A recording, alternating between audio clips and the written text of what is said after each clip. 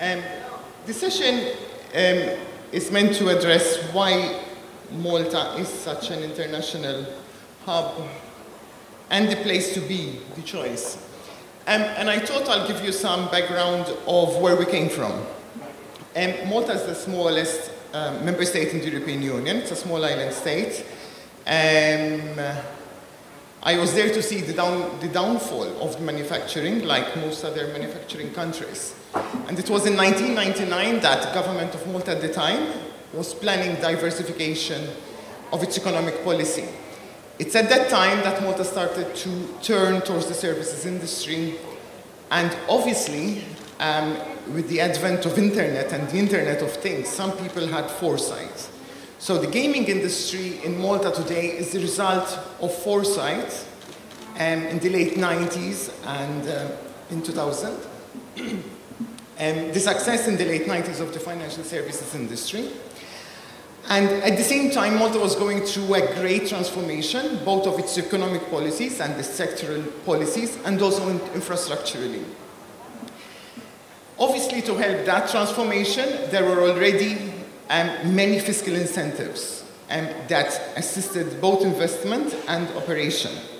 So, the remote gaming sector did not come to itself on its own. It was part of the transformation of the gaming sector as a whole. In fact, the main piece of legislation today, the Lotteries and Other Games Act, is actually the act that provided for the privatization of the National Lottery, through which it provided for the establishment of the remote gaming regulations, as we all know, that came into force in 2004. I don't think that at the time Malta realized what it was embarking on, because the rest, as we say, is history. However, it seems like the world was ready for Malta to regulate online gaming. The industry was ready, because Malta actually managed to shore up an industry that was previously unregulated. This coincided with the growth, which we're still experiencing today. And that is how I can best explain the success of the remote gaming industry in Malta. Obviously, coupled with that was the total support that the Maltese and obviously neighboring countries and European support services poured into Malta. Tal mentioned Olga. I remember Olga when we started, you know. We all put our resources. Maybe we learned too quickly, but then it was easy to borrow because there were previous successes in Malta, like financial services system. Today, and I underline today because we're in the process of overhauling the whole regulatory framework, there are 4 types of licenses, as you have heard before. We were referring to fantasy sports before. For example, that they fall under Class 3. We have the Class 1, which is the typical casino gaming license. Class 2, which is the betting, such as fixed odds. Class 3, the typical is the poker player. And Class 4, importantly, is the B2B sector. This is an area that is, at least in 2004, no other member state regulated. Even today, it remains the less popular area for other member states to regulate. Obviously, we see a lot of B2B regulation in European member states. This is the situation today. The numbers are big, but I have a small explanation about it.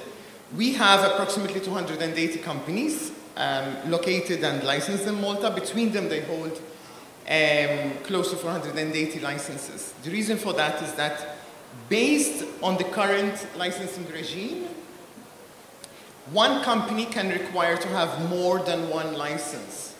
It is not one corporate structure and one license to conduct various activities. They today require to have more than one license for one activities. This is indeed one of possibly the quickest changes that we would be implementing with the overhaul, with the new regulatory structure that we intend to launch next year, earlier next year, I hope.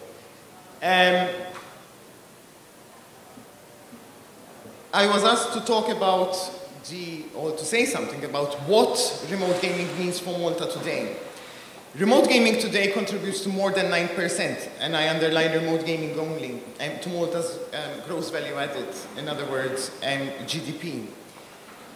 This is about twice what it represented in 2007, 2008.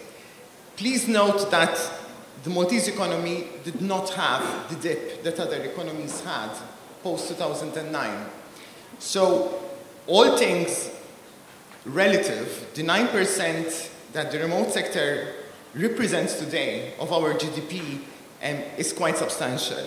And hence, the government's commitment to its support, the NGA's commitment to facilitate development and growth while keeping very true to our objectives of the gaming policy, which, by the way, are similar to every other gaming policy, such as protecting, not such as, importantly, protecting the consumers, ensure fairness of games, etc. Apart from the direct contribution of 9%, obviously there is a wide spectrum of service activities that benefit, feed into, and therefore benefit economically from the gaming sector. Indeed, the sector employs directly about 6,000 people, half of which are Maltese, half of which are expatriates. But then again, these are the operators, the licensees themselves. There are other services that service providers that come and establish themselves in Malta in order to be close to their customers. We measure success by various measures. One of them, obviously, was the regulatory framework itself. Some people tell us, and it seems like that we are known, that the success of Malta's gaming sector is based on the fiscal incentives. I'd like to remind people that the fiscal incentives have been there since 1990. They might have changed title, they might have changed the name, but the fiscal incentives were there as part of the Business Promotion Act, which dates back from the 90s, and the Industrial Development Act before that. So it is actually deregulation of the remote gaming sector that managed to attract, and yes, make use of the fiscal incentives that have come together with the regulation and made it possible. There were various updates that have been made since 2004, but we realize that today mere updates are not enough. We have heard today the innovation and where the gaming sector is going. We are obviously, I believe I have another slide. Yeah. The industry is developing at a fast pace in more than one way. And as a regulator and as a governor of the sector, we need to remain valid and we need to keep in step. I've listed some 5 points. What is our regulatory ethos? Despite our business friendliness, which is obviously one of our hallmarks, and we would like to obviously strengthen that, we remain committed to offer a safe and secure regulated environment for the provision of gaming services. We'd like, and we are committed to ensure consumer-focused approach to regulation. We work towards the sustainability and the growth of our industry. This is not just growth, just in numbers. As you know, and I thank you for the welcome, I realized how popular Malta is indeed in the gaming world. Sometimes we're lost in our work and we don't realize what we're doing. We are participants on the gaming world stage, and we intend to continue being participants, both listening and sharing our expertise, what we've accumulated in time, and both our expertise, our practices, and our lessons with our regulators. Indeed, we're placing a lot of focus on cooperating with other regulators. And it is a challenge to keep in step with the industry and the constant developments that are taking place. Thank you very much, Phyllis. Well, that's a good place to... Thank you. Come sit with us because we have like about 7 or 8 minutes together here on stage, first of all, so thank you. And again, I thank you. I have the honorary table with the Maltese guys, with the Dutch and the British guys still left here, not tired. They stay for the food, it's good. So I have here again Eman Poulis and Angelo Dali and Olga Finkel once again. And of course, Phyllis Farrugia, who is a senior advisor to the policy and the public policy to the executive chairman, which is Joseph Kusheri, a very humble and nice and professional person, also an IMGL member. He have been originally meant to be here, but due to his public schedule, we are delighted to have Phyllis with us. And thank you again for the presentation.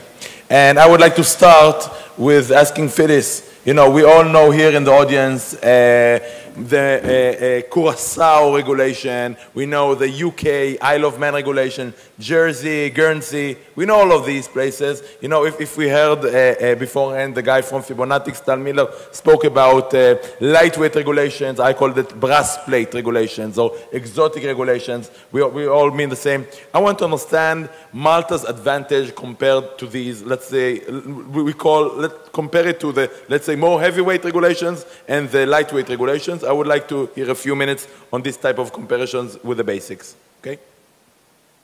It's a tricky question.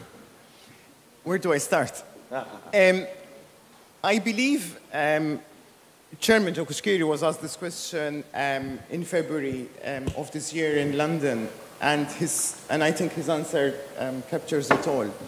Our race is not to the bottom. Our race is to the top. And Malta being the first member state that has regulated online gaming, I think it has a lot of experience, both not just in success, but also in the problems. We have attracted and we have the pleasure of regulating. Sometimes it is the headache, you know, of some companies that are very ambitious. They want to make a quick buck. And therefore, I don't think it's very different from other sectors, but I think we understand the industry. So our challenge now, and why companies keep coming to Malta, is because they know that there is a regulator that understands them. The regulator is accessible. There are the support services of every form. There is a very sophisticated ecosystem now of all types of services that a gaming operator requires now. There is obviously an advantageous fiscal environment, which we would like to shape towards the needs of the industry and the environment as it is developing. It is going to become challenging. But my last word, and I should think it should be the winning coin for the future, is that the regulator is embarking on an innovative. Our aim is to regulate for innovation in a way that, while not compromising with the objectives, we offer flexible methods and approaches how to comply. Our eyes will always be on the outcome, on the regulatory performance, on the outcome of compliance, rather than necessarily on the processes. And this would call for the risk-based approach. What is the extent of risk posed by the particular operation? And then the processes, the mitigation, the plan, how to mitigate those risks, and the outcome. We would not compromise on the outcomes, but the authority will offer the flexibility on the approach. Okay, thank you. You have mentioned Malta as a EU member state. Let's take a look at this European context for a brief moment. A dear colleague has recently, Joseph Borg from WH Partners, has recently argued that MGA has somehow adjusted its approach towards its European counterparts, other member states, moving from, let's say, a more opposing, aggressive approach to a more, maybe, if you want to call it, a cooperative approach. That's, if I remember well how he argued it. Would you sign up to that? Having personally represented Malta on the European front for many years, I don't think that Malta was against the other member states. I think Malta was faithful to the rules. The Maltese gaming legislation is possibly one of the few that has ever been challenged by the European Commission. And the rulings of the Court of Justice never said that, you know, specifically about Malta, but always put the onus on the member states to justify what they're doing. They never asked Malta or our operators to justify what they're doing. After saying that, Malta was always trying to extend its arm of cooperation towards the other member states. It is in my time that in 2006 we have suggested to the Commission to establish a forum of regulators where we talk more openly to solve what at that stage was still a regulatory framework that not every member state was understanding. Suffice to say that every member state that wanted to start regulating gaming came to visit Malta to see what we do. So that's a testament in itself. Today, maybe we are making it more obvious. We have actually some established memorandum of understanding with other member states. And yes, we will extend that. Why? Because the industry cannot continue duplicating requirements throughout. If there are 28 member states, then they read, if we're talking about Europe, 28 licenses. We cannot do that. And therefore, we must find ways how we can combine, share experiences, and possibly, I don't want to call it harmonization because it is a word that is obsolete, I think it's gaming. But we're talking about alignment. And the more that we understand industry, I'll just say a small, borrow some experience. Last year, I worked for Gaming Standards Association, and it is the major gaming suppliers, and they wanted to establish a common reporting platform. And we asked the regulators. And some regulators were there, and they could agree that there are data sets that they can agree upon if the industry were willing to work with the regulators to come. So I think Malta has a part, the industry has a part, and I think the key is cooperation between all parties, not just Malta and other regulators. Malta will do its part for two reasons. It has the mass, the numbers in Malta, and I think we carry that voice. We carry the voice of the industry into these European forums. And cooperation should be the way forward.